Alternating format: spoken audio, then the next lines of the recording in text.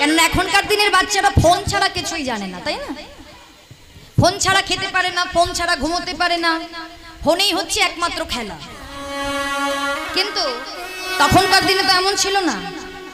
হ্যাঁ, ওই তো ফোন দেখে খেলা খাওয়া ছাড়া কিছুই জানে না, ফোন ছাড়া কিছুই করানো যাবে না। কিন্তু আগেকার দিনে তো এমন ছিল না। আগেকার দিনে যারা যারা মায়েরা বাবারা আছেন কত ধরনের খেলা করেছেন, তাই না?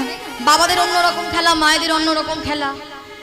তো এইবার কুবের কিন্তু তখনকার দিনে হয়ে কুবের কিন্তু খেলা করতে চাইতো না, মানে অন্যান্য আর 5টা বাচ্চাদের মতো খেলা করতো না।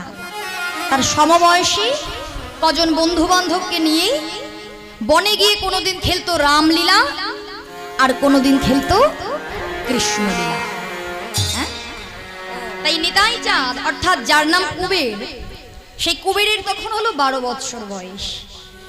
12 বৎসর বয়সে কুবের একদিন